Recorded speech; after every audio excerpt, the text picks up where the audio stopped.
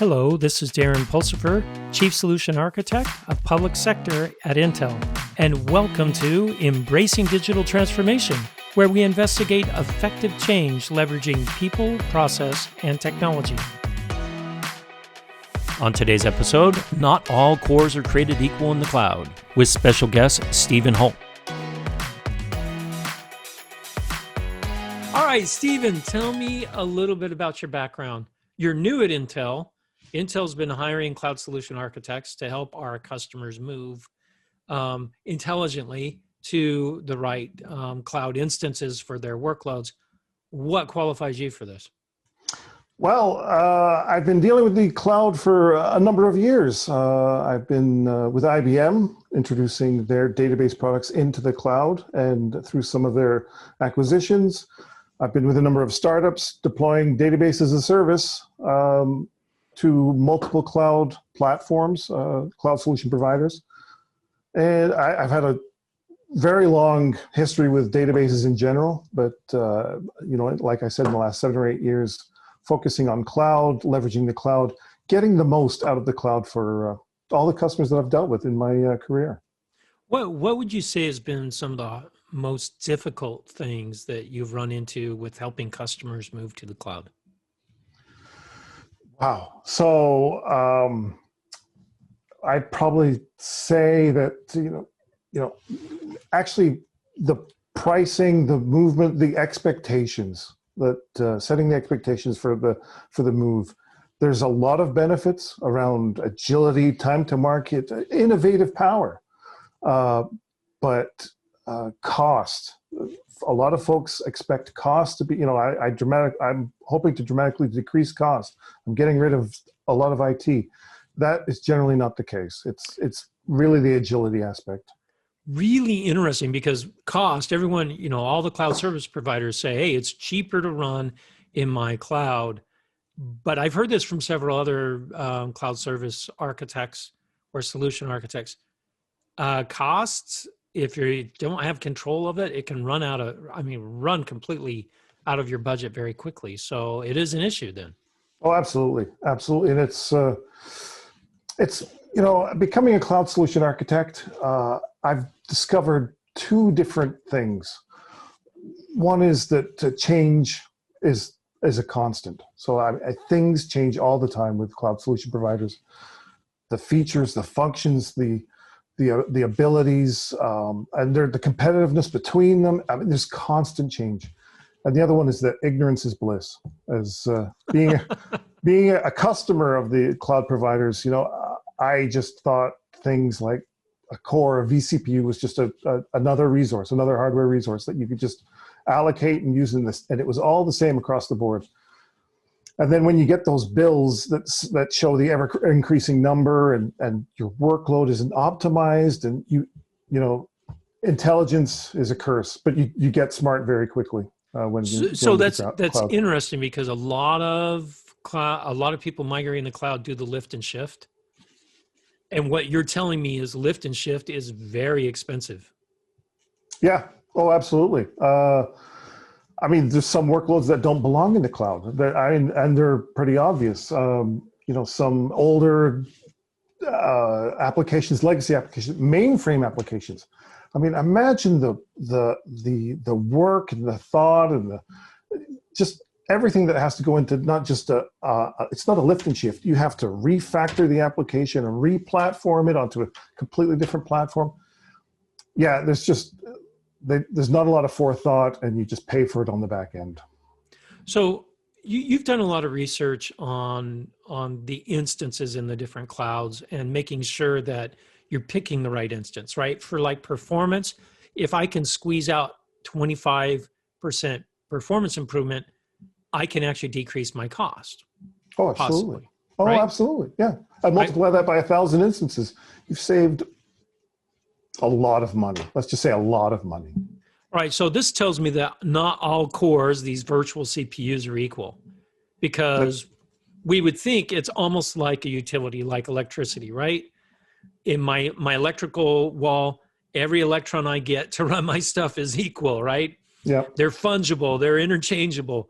Not true for virtual cores, correct? That's what you've Yes. learned. Oh, absolutely, absolutely. And with AWS, they've got the M4, the Broadwell, Intel's Broadwell. They've got the M5, which is a mix of Cascade Lake and Skylake. And depending on the workloads can take advantage of those platforms very differently. And it could be like we said, a huge amount of money that could be saved if you place things correctly. All right, so let's talk a little bit about the performance testing that you have done. You've done some core mark performance testing. What did you find there? What kind of performance? I mean, what's the deal here? So the core mark one was interesting because it was by rumor that we heard that one of the cloud management providers had an algorithm for recommending platforms to their customers, or maybe it was an SI, I can't remember. But they leveraged the core mark as part of their algorithm. And the core mark is a product, it's a single-threaded application. It just tests register moves and simple additions for any number of CPUs. And as you can see from the graph, I'm assuming you're showing the graph now, but you can see that across Broadwell, Skylake, and Cascade Lake, 3 generations of Intel processors, there's very little difference. I'd say within 7 to 10% difference between those processors. And it wasn't a very effective way of measuring the differences in the processors themselves. And so their recommendation from this company was erroneous, that they were leading other customers towards. So you're telling me the core mark performance benchmark really doesn't give you the full system performance that you're looking at? Because that's correct. We know from Broadwell to Cascade Lake, there is major performance differences. Huge performances. And when we're talking about workloads, some of the workloads gain significantly going from one generation to the next.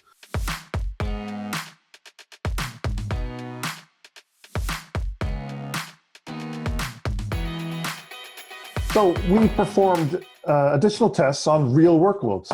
And I'm a database guy, so I focused on open source, or we focused on open source databases, mostly PostgreSQL and MySQL.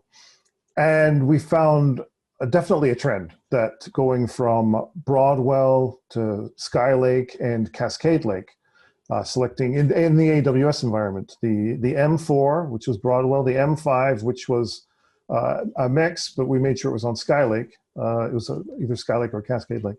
And then the NVMe attached M5D was always Cascade Lake. So we could measure or do the differences between the performance. So what did you see? I mean, was it was better than the... Oh yeah, I mean, the Cascade Lake environment was 3 times better than the Broadwell environment for open source. And that makes sense because there are a number of improvements and memory access and things that have been explained to me. And again, I'm new at Intel. I'm fairly new, so I'm not that up to date with the processor technology, but it makes a huge difference with the advances, not just speed, but the on-chip advancements that take advantage of the low latency access, low latency workloads, basically. So it's and you can see there was a 2 times and 3 times better performance going up to generations based on the workload. So that tells me though that workload and core need to be looked at together when deciding which instance you should be using. Absolutely. That you can't just vanilla paste, I'm going to use the cheapest, the M4 16X large for everything. Yep. That Absolutely. just doesn't make sense is what you're saying. Absolutely. And when I was a customer, I thought, again, these were just resources. And if Amazon said, here, we've got another vCPU that you can use, it's 10% less, and I think that's great, let's use that one. But the way that they would work, they'd take these other processors, they pack all these cores on them, and you'd be moving from an environment where you're one of 48 virtual machines on a box to one where there's 128 virtual machines on a box, and your access to memory is limited. You're getting possibly 60% less performance, but you're paying 10% less. So it just doesn't work out. So You've got to realize. Yeah, what this tells me, Steve, is that we need to not, when we're outsourcing, we talked about this at the beginning, we think that we're going to decrease our cost. That's one of the reasons why we do it. And one of those costs that we tend to get rid of is systems architects, right? I don't need that person that understands how systems are put together or anything like that. Sounds to me like you still do. Oh, absolutely. But absolutely. they're no longer racking and stacking machines. They can now do that virtually. And it sounds to me like they need to understand what these different instances provide for different workloads. Absolutely. And it's like I said, ignorance is bliss, but then the bill comes and you become smart pretty quickly. Very interesting. So is there a place that shows, hey, which workloads run best on which instances out there? Are there any resources like that out there for the different clouds yet? That's a great question. Intel, we're trying to create one. We do have some general guidelines. We have cloud solution architects that help guide folks, that help talk to them. I personally encourage a lot of testing. I mean, folks have to understand where they're placing stuff. And that brings us to actually another point that I want to get across. And that's, actually validating what you're getting from a cloud solution provider. You're expecting a certain amount of resources and performance, but sometimes it's just not what you don't get what you expect. And it's worth validating. Wait. No, I don't believe you. Yeah. I do believe you. I'm being sarcastic. But you're telling me if I run a workload on a specific instance that I'm going to get different performance out of that if I run it several times on other instances of that same type. Yeah. So now we did some testing, and now and again, I thoroughly encourage folks to test and benchmark themselves. But I did some, we did some, and we would find a workload on a fresh install or a fresh instance. 64 core, 64 vCPU instance. We would test it, get a certain number, and then we would instantiate another instance and do the same test again. And we got dramatically varying results from the same test each time. And the only way we can figure is that, again, there may be a mix of processors that may be offered at that tier level, Skylake and Cascade Lake, and each have one has advantages over the other. But then there's the actual block storage attachment where, there could be some distance and some additional latencies to that block storage. And again, I'm looking at database workload specifically because I am the database guy. But yeah, the performance could vary dramatically, and I highly encourage folks to make sure that the system that they instantiate meets their expectations. I love how you said that it's not just the CPU; it's the whole system. So, in your own data center, you optimize your systems for the types of workloads that you have. Yep. Right? Sounds to me like you need to do the same in the cloud. You can't just ignore it. I think a lot of people just feel, well, I just fire up an instance and I'm fine. But what you have found is the predictability, and we call that predicted performance is in the tank. And that could be several different factors. One that we always talk about is noisy neighbor, yep. Which could be someone else writing on the same drive you're writing on, or on the same network, or even on the same machine. And you have zero control over that. Oh, absolutely.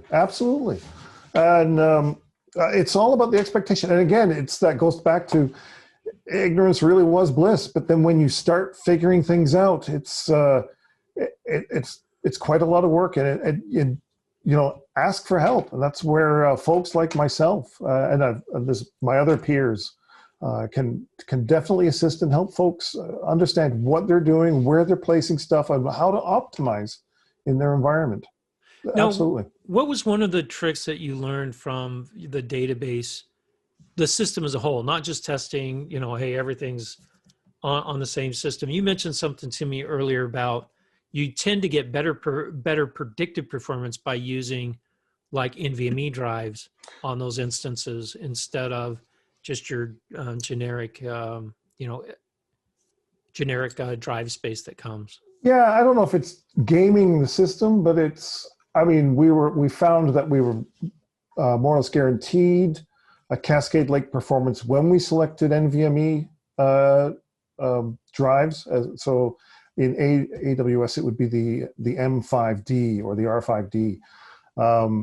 Cascade Lake was assured, and that close attached storage guaranteed the low latency that you'd require for database workloads. And there's a huge performance difference. I found the M5D probably to be the best value in the AWS space for low latency workloads. Great. Stephen, this has been very insightful. I mean, I think people will really be able to use some of the advice that you've given. Sounds to me like the major advice is test, benchmark, benchmark. I mean, of your own workloads, find out which ones. And it sounds to me also like you can't just test it once. You've got to test it multiple times, because if you have a workload that needs to be highly predictable, that's it. You gotta find the right mix to get this.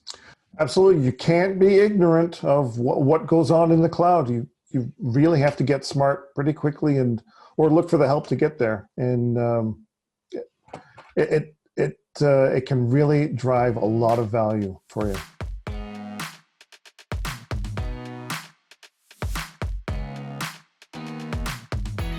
Thanks for listening to Embracing Digital Transformation today. If you liked our episode, go ahead and give us 5 stars on your favorite podcast or video streaming site. You can also find out more on embracingdigital.com. Until next time, keep moving forward and do something wonderful.